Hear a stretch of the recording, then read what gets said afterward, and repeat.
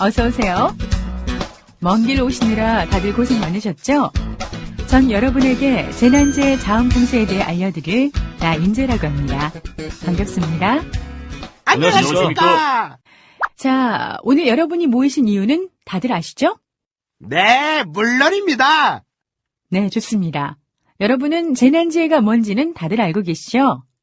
태풍이나 호우로 인한 피해를 재난재해라고 부르는 것 아닌가요? 지진도 재난재해 아닌가요? 네, 맞습니다. 재난은 국민의 생명, 신체, 재산과 국가에 피해를 주거나 줄 수 있는 것을 말하고, 재해는 재난으로 인하여 발생하는 피해를 총칭하죠. 그런데 보통 재난이나 재해를 구분 없이 사용하지 않나요? 맞아요. 구분 없이 사용하기도 하고 재난재해로 표기하는 경우도 있어요. 그런데 재난에도 종류가 있나요? 물론이에요. 여기 사진들이 보이시죠? 여기에서 태풍, 홍수, 호우는 자연재난으로 분류할 수 있습니다.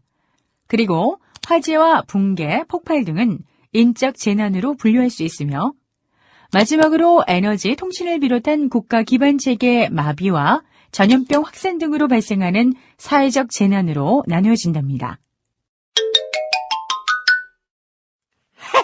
선생님, 우리나라의 대표적인 자원봉사활동 사례에는 어떤 것이 있나요? 그것도 몰라? 태안반도 기름 유출 사건이 있잖아. 아, 생각났다. 저도 그때 봉사활동을 가야 하나 말아야 하나 무척 고민했었는데. 맞아요. 일명 태안의 기적이라는 평을 들을 정도로 많은 자원봉사자들이 참여했었죠.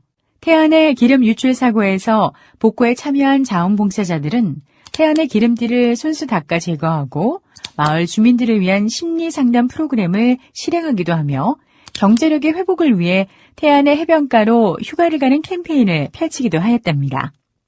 역시 한국 사람이야. 우리나라 사람들은 단합이 잘 된다니까. 맞아요. 우리나라처럼 자원봉사 활동을 잘하는 나라도 없을 거예요. 과연 그럴까요? 우리나라뿐만 아니라 다른 나라 사람들도 자원봉사 활동에 참여하는 사람들이 많아요. 아니, 우리나라 말고 다른 나라 사람들도 참여율이 높다는 말씀이신가요? 그렇답니다. 대표적인 예로 미국의 카트리나가 있죠.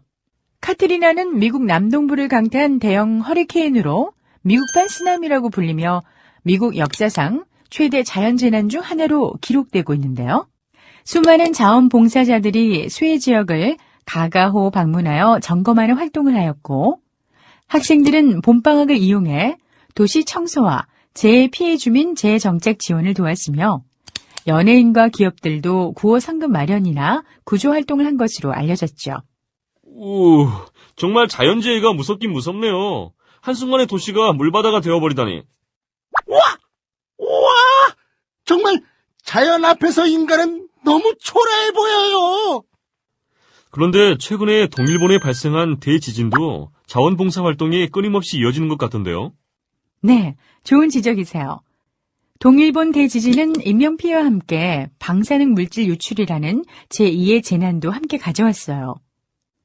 동일본 대지진의 피해 지역에서는 매우 다양한 자원봉사 활동이 이루어지고 있는데, 물재 배분 등을 위한 체력을 필요로 하는 활동과 아이들을 상대로 놀이 및 학습 지원, 노인을 대상으로 하는 말벗 활동, 그리고 외국어 및 수화 통역, 영양지도, 심리치료 등의 전문성을 필요로 하는 활동이죠.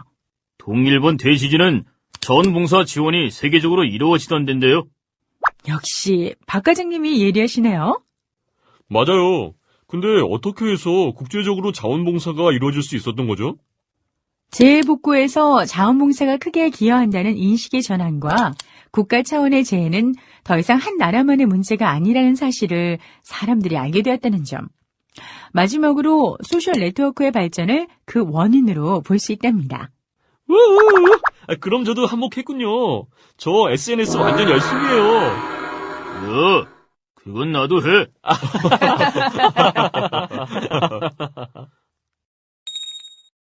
재해복구 자원봉사의 신청 방법. 자, 지금부터 재해복구 자원봉사의 특성에 대해 하나씩 알아보도록 하겠습니다. 우와, 안 그래도 궁금했는데. 얼른 알려주세요. 여러분은 재해복구 자원봉사 신청 방법에 대해 알고 계시나요? 그런 걸 알면 제가 여기 와 있겠습니까? 그럼 지금부터 알려드리도록 하죠. 먼저 자원봉사 참여 과정은 신청, 교육, 배치, 봉사, 실적 인증, 인증서 발급의 순으로 이루어집니다. 그럼 자원봉사 신청은 어떻게 하면 되나요? 오, 좋은 질문이에요. 간혹 자원봉사자들은 재해 현장으로 바로 달려가거나 재해 현장의 관공서, 자원봉사센터로 연락하는데 이렇게 해서는 안 됩니다. 그럼 어떻게 해야 하는 건가요? 자신이 속해 있는 지역의 자원봉사센터로 연락하여 봉사활동을 신청한 뒤 배치가 될 때까지 기다려야 합니다. 현재 상황은 매우 일손이 부족한 상황임을 이해하며 배치가 될 때까지 시간이 필요할 수 있으므로 인내심을 가지고 기다릴 수 있도록 합니다. 만약에 제가 다른 일정이 정해져 있을 땐 어떻게 해야 하나요? 그럴 경우엔 정해진 일정의 시간을 확실히 전달하고 확인서가 필요할 경우 미리 이야기하도록 합니다. 만약 사전에 확인서 발급을 요청하지 않을 경우 발급일이 매우 늦어질 수 있으며 예정된 봉사활동을 피치 못할 사정으로 취소해야 할 경우 사전에 연락하도록 합니다. 또한 재해 현장에 대해 정보가 필요할 경우엔 재난지역의 자원봉사센터로 연락하지 말고 자신이 속해 있는 지역의 자원봉사센터로 연락하거나 1365 포털 사이트의 공지사항에 떠있는 재난재해 공지를 확인하도록 하세요.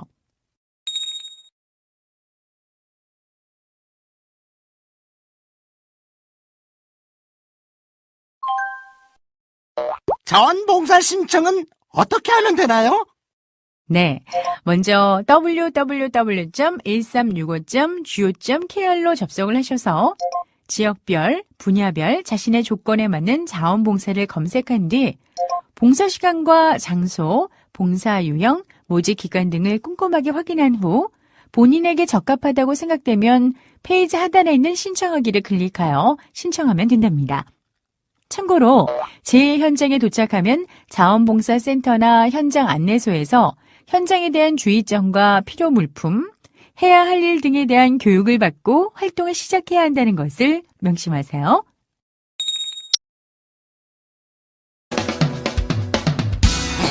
저기 교수님, 재복구 자원봉사 활동을 할 때 필요한 준비물에는 어떤 것들이 있나요?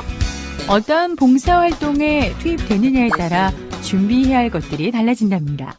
봉사 일감에 따라 준비물이 달라진다는 말씀이시죠? 그렇습니다. 자, 제가 준비한 것이 있습니다.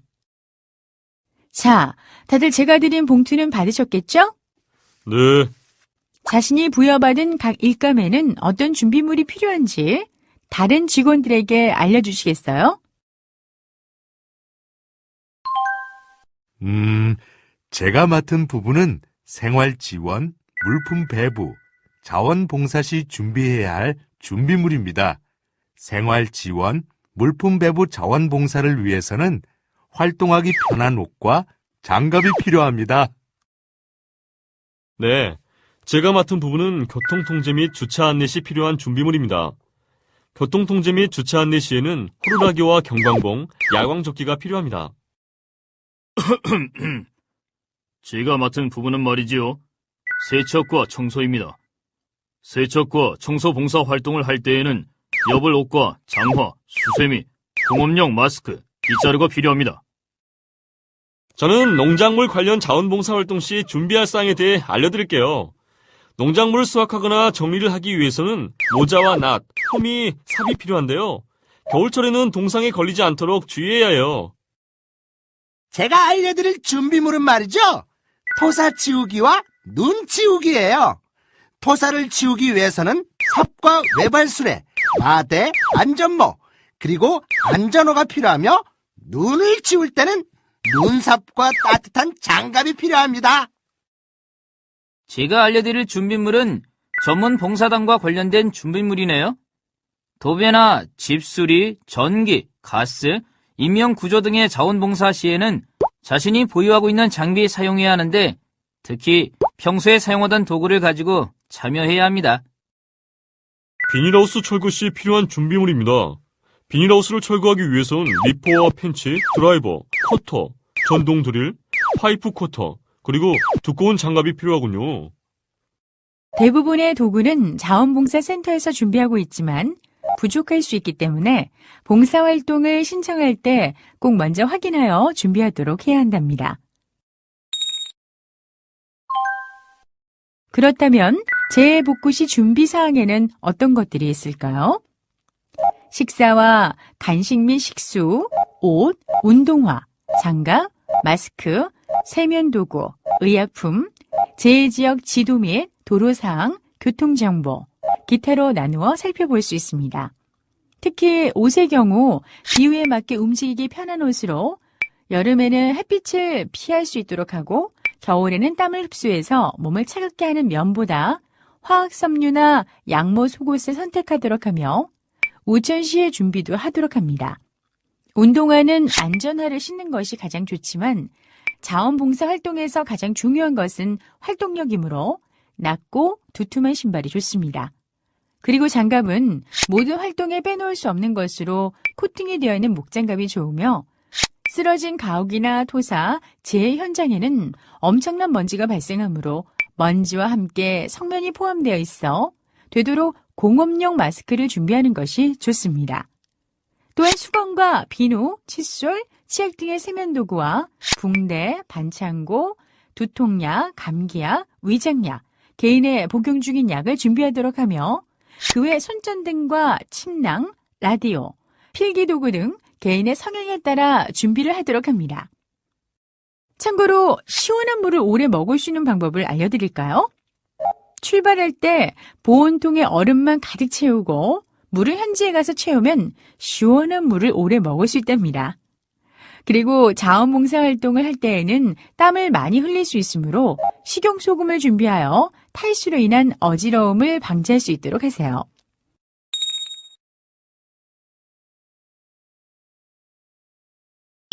재복구 자원봉사에 참여하기 위한 자세. 교수님, 재해복구 자원봉사에 참여하려면 봉사자의 자세도 중요할 것 같은데요. 쳇, 선수치기는 내가 물어보려고 했던 말인데. 에이, 또 왜 그러세요? 누가 묻던 제대로 배우기만 하면 되잖아요. 맞습니다. 역시 부장님이세요. 유재식 부장님이 좋은 지적을 하셨어요. 그럼 재복구 자원봉사에 참여하기 위한 자세에 대해 설명드리도록 하죠.